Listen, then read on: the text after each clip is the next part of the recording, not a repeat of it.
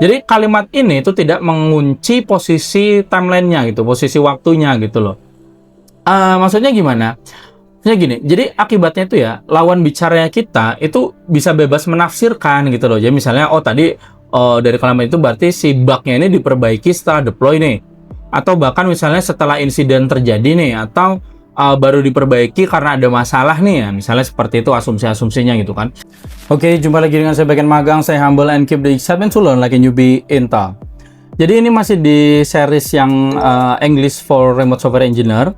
Dan ini episode keduanya. Jadi masih ke masalah yang sama ya dalam kita melakukan kerja remote gitu ya di lingkungan yang berbicaranya tuh sehari-hari menggunakan bahasa Inggris. Satu kesalahan kecil ketika kita tuh menceritakan sesuatu yang udah lewat atau masa lalu gitu kan, itu tuh bisa mengubah kesimpulan teknis secara total. Bukan karena skill teknis kita itu kurang gitu kan, tapi karena timeline cerita kita itu bocor, gampangnya seperti itu. Dan yang namanya tadi ya, di dunia insiden gitu kan, timeline yang bocor itu hampir selalu berujung ke asumsi yang salah. Nah, di episode kedua ini saya masih bakal ngomongin tentang past tense, terutama di episode kedua ini kita bakal ngomongin past continuous dan past perfect.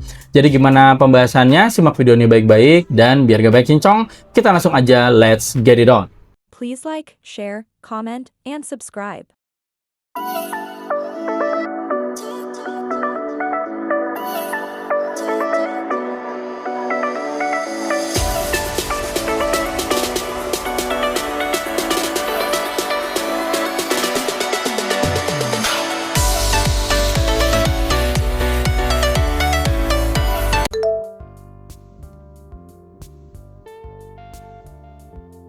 Oke, jadi yang pertama tuh kita ngobrolin dulu tentang si past continuous ya. Jadi past continuous itu fungsinya itu untuk menjelaskan konteks sama proses lah, gampangnya seperti itu. Jadi kesalahan yang sering terjadi itu gini, bayangin ya lawan bicara kita tuh berkata misalnya what was happening when the error occurred, misalnya seperti itu. Lalu misalnya kita jawab I deployed the service and an error occurred. Nah, kalimat itu tadi itu tidak salah gitu secara grammar ya. Jadi secara maknanya itu tuh cukup berbahaya, kemarin seperti itu. Jadi tanpa sadar kita tuh berkata deploy dan error adalah dua kejadian terpisah gitu, dan hubungan waktunya tuh nggak jelas, gampangnya seperti itu. Jadi orang yang ngebaca itu bisa nyimpulin apa aja, kayak misalnya errornya muncul setelah deploy-nya selesai gitu kan, atau errornya muncul karena si deploy-nya itu sendiri gitu kan, atau errornya tuh nggak ada hubungannya sama sekali, misalnya seperti itu. Nah, dalam dunia kerja remote gitu kan, kalau kita tidak bisa mengunci makna itu kan ya orang lain yang bakal mengunci maknanya untuk kita, gampangnya seperti itu. Jadi si past continuous ini tadi dia itu mengunci konteks itu. Jadi sekarang bandingkan dengan seperti ini, misalnya I was deploying the service when the error occurred.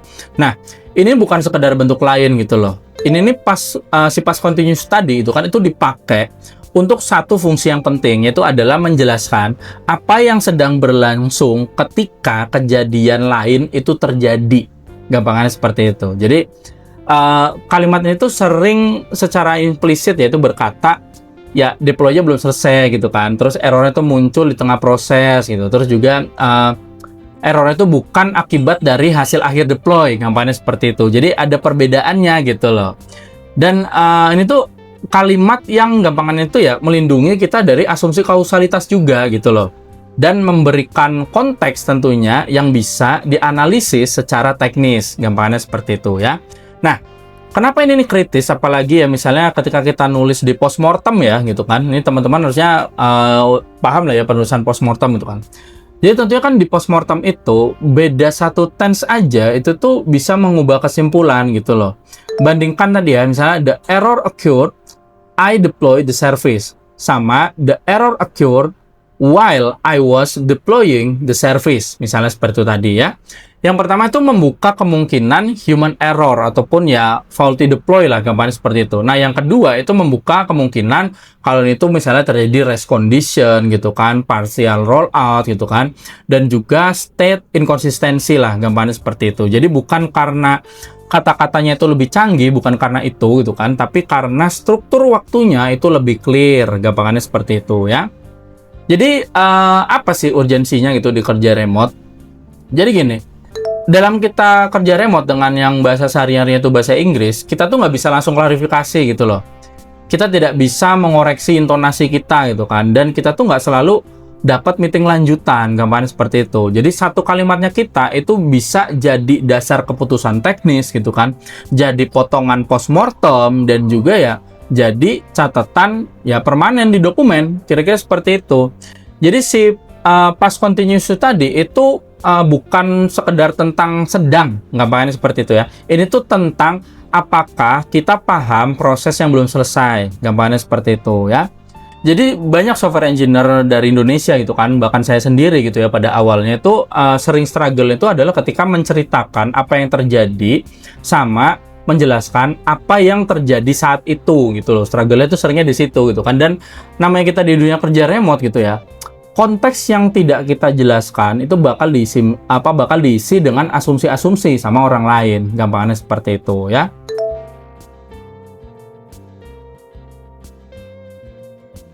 Nah, selanjutnya itu kita masuk ke past perfect ya. Jadi ini tuh menjelaskan urutan sebelum kejadian, gampangnya seperti itu.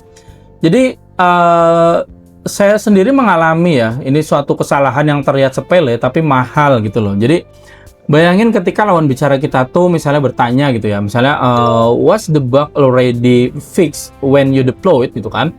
Nah, terus kita misalnya ngejawab ya, we fixed the bug. Misalnya seperti itu gitu kan. Secara grammar benar, secara makna ini juga bisa berbahaya gitu loh.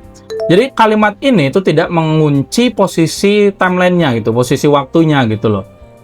Maksudnya gimana? Maksudnya gini, jadi akibatnya itu ya, lawan bicaranya kita itu bisa bebas menafsirkan gitu loh. Jadi misalnya, oh tadi dari kalimat itu berarti si bug-nya ini diperbaiki setelah deploy nih. Atau bahkan misalnya setelah insiden terjadi nih, atau baru diperbaiki karena ada masalah nih ya, misalnya seperti itu asumsi-asumsinya gitu kan. Jadi tanpa kita sadari, kita tuh ngebuka kemungkinan kalau bug ini awalnya tuh lolos dan baru ditangani belakangan, gampangnya seperti itu. Dan dalam dunia kerja remote itu kan, kesan seperti ini tuh langsung ya menggerus trust lah, gampangnya seperti itu.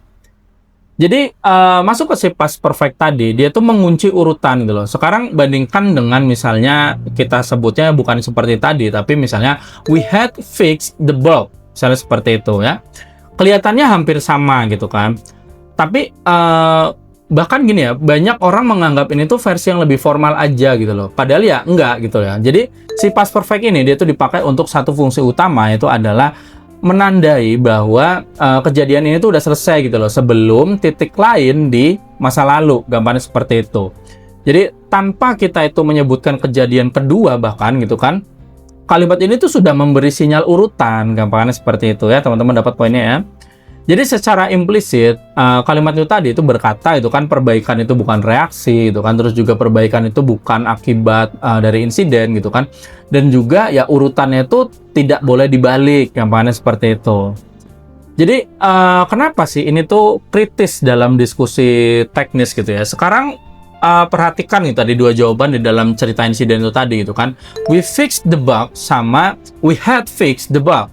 Nah, tidak ada kata before, tidak ada kata after, tidak ada kata then gitu kan, tapi maknanya itu tetap berbeda jauh gitu loh. Yang pertama itu adalah urutannya terbuka untuk ditafsirkan, sementara kalau yang kedua urutannya itu sudah dikunci dalam tense-nya itu sendiri, kira-kira seperti itu. Jadi si past perfect ini adalah cara kita sebagai seorang software engineer itu tuh berkata, saya tahu posisi kejadian ini dalam timeline, gambarnya seperti itu. Nah, urgensinya seperti apa dalam kerja remote? Jadi gini, dalam kerja remote itu gitu kan, ya orang kan seringnya membaca cepat gitu loh dari pesan-pesan kita misalnya di Slack gitu kan. Jarang orang tuh meminta klarifikasi dari kita gitu kan, dan juga ya seringnya tuh orang langsung menarik kesimpulan gitu loh. Jadi kalimat yang kita berikan kalau itu tidak mengunci waktu gitu ya, itu tuh akan dibaca dengan asumsi terburuk, gampangannya seperti itu tuh. Dan asumsi terburuk itu tuh adalah awal dari hilangnya trust, kira-kira seperti itu ya. Jadi si past perfect ini itu bukan untuk kita terlihat pintar, bukan gitu kan, tapi untuk kita nih para software engineer itu kan ini adalah alat berpikir tentang urutan, gampangannya seperti itu.